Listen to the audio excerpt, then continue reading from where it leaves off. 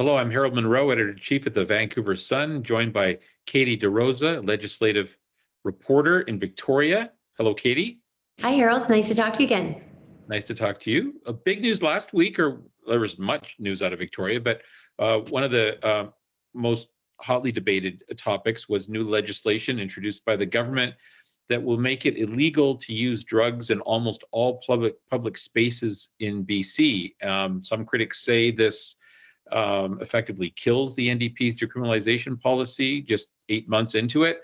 Where does the Premier stand on this? Why the change? Well, it's been months. The Premier has spent months sort of hearing criticism from mayors, from business owners about basically what they saw was unfettered use of drugs in public spaces. So, there was an example in Nanaimo earlier this year where a school kindergartner brought home a baggie of fentanyl that she found on the playground, cases of needles being found in beaches or parks or areas where kids and families play.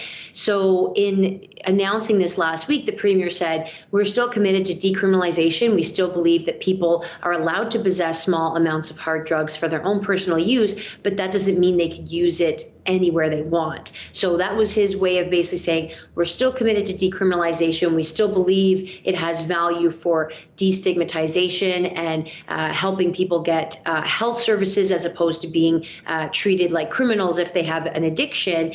But at the same time, we want people to feel safe, and we want mayors to feel like they're being heard.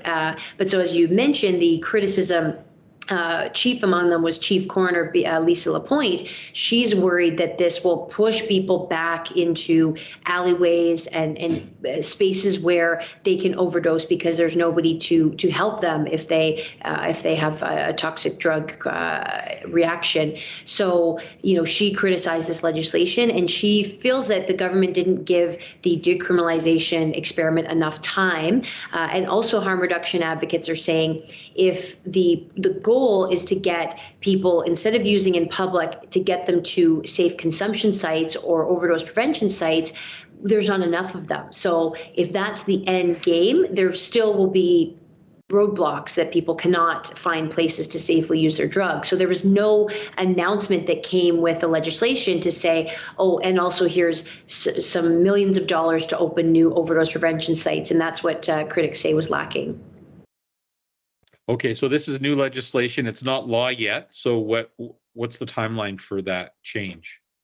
So, the government has a majority, so it's likely to pass. BC United as well supports this legislation. They feel like they were the drivers of this. Kevin Falcon says that it was his party's advocacy that pushed this through. Again, the government probably wouldn't give them those points, but Kevin Falcon has been saying that this was what the party was calling for, and that he was critical of decriminalization without any guardrails. So he said that there has to be proper mental health support, treatment options, and right now we know that those treatment options, people face huge wait lists. So it has broad support from MLAs, and so it's likely to pass probably before the end of the legislative session, which is end of November, and then it would take effect immediately. And so that gives some time for police departments to get up to speed as to what this means, what they will have to do, which is basically Mike Farnworth, public safety minister, has said he would like to see police, rather than arresting people, try and get voluntary compliance. So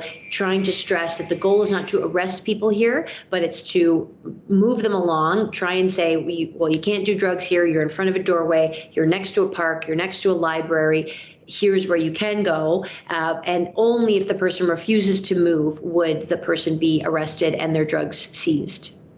Right.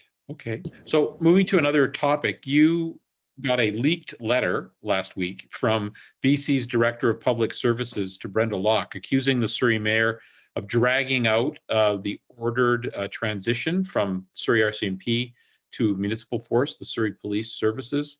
Tell us more about that. Yeah, so I mean, the letter came from an anonymous email, and basically the letter was from Glenn Lewis, who's the director of police services, and he was basically accusing Surrey of doing everything it can to not carry through with the process, not signing an agreement that basically there's an agreement between Surrey Police and Surrey RCMP that lays out whose jurisdiction, basically who's the police of jurisdiction. Right now, it's still Surrey RCMP. Basically not signing a continuation of that agreement. So almost fairly, procedural items. Basically, the director of police services is saying that Surrey's not playing ball to get this transition moving. Earlier this year, the province appointed basically an overseer, Jennifer McDonald, rather, to help speed along the transition process to make sure that certain timelines are being met. And again, it sounds like the province is saying Surrey is not meeting those timelines. Now, Brenda Locke responded that she said, well, the province is imposing this on us, so the province needs to lay out the plan. So Surrey's kind of saying, if the province is forcing us to continue with the transition to Surrey Police, they need to do the heavy lifting. And so that's Brenda Locke's position. Still no word on whether Surrey has accepted the $150 million that was on the table. That was the funding from the province that basically said $150 million would be available to help with the transition. I don't know why Surrey would turn that down, but we haven't confirmed that money is in Surrey's hands. So still really. Well, I guess they're saying it's not enough, right? They're arguing that doesn't cover the cost of this transition, which I think there's some debate over some of those numbers as well.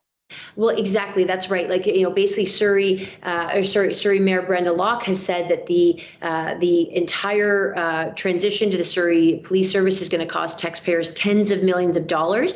She said, according to city documents, that she said the provisional budget for the Surrey Police Service is $160 million for 2023, and that's a spike of $112 million over what they agreed. But Glenn Lewis is saying that those numbers are just not accurate. So it's almost hard to know whose facts to believe here, because each side says that, Minister Mike Farnworth says that the longer Surrey drags this out, the more expensive it will become. So both sides are accusing the other of costing Surrey taxpayers money, and Surrey taxpayers are the ones, holding the bill. And we've not been able to get a full accounting from either side, right? There's still some information that's being kept confidential. That's right. I mean, there's non-disclosure agreements. There's documents that have, Surrey has said, well, the province isn't showing us all of its figures, and so definitely a lot of the figures are very opaque. Interesting information that we learned is that the former director of police services, Wayne Rideout, has been hired by Surrey Police to help with the transition. So it was unclear why he left as director of police services, but now he's a contractor for Surrey Police. So he's got a lot of inside information, presumably. Maybe that will help the Surrey Police with their arguments on, their ranks and how many officers they need. And but yeah, right now, Minister Mark Farnworth is saying we have to get on with this, and Brenda Locke is kind of pointing the finger back at the province, saying, well, you've dragged us along, so you take the lead. Right. Well, that same mayor, Brenda Locke, and I guess similar complaints have come from Burnaby Mayor Mike Hurley and others. They're saying the province is not evenly distributing social infrastructure funding for housing and other things, instead giving more of it to Vancouver. And they're saying this in part is helping to fuel this homeless count that we saw last week, where we saw a significant increase in homelessness in the suburbs, where typically we would see that kind of growth in the city of Vancouver itself. You did some reporting on that as well. Yeah, that's right. So, I mean, the numbers are pretty stark. For Metro Vancouver overall, a 32% rise in homelessness, but for some of the suburbs, 159% increase in Delta, 91% increase in Richmond, 86% increase in homelessness in the Tri-Cities area, and that's since the 2020 count, the last count that was done. So, obviously, mayors are saying, well, we need help with this growing homeless population. We need supportive housing, and they're looking to the province for that housing. Again, we've heard mayors like Mike Hurley from Burnaby in the past say that their requests for affordable housing for BC funding have been slow to be approved, and so there's been criticism of how quick BC funding is getting. BC Housing is getting funding out the door. The housing minister was asked about this, and he kind of touted the province's record, saying we've been opening affordable housing projects every week, and we're going to continue to do that. But again, a little bit of a deflection, because the province once again is pointing to the federal government, saying we want them to step up with funding. Minister Callan has been consistent asking for the federal government to tie housing funding to immigration numbers, because BC is going to see record population growth in the next few years. So again, we have not had any commitment from the federal government on that proposal. But for mayors, they're saying they want the province to step up, and so it's very clear that the homeless situation is devastating communities across BC, and it's no longer, of course, not just a Vancouver issue. Right.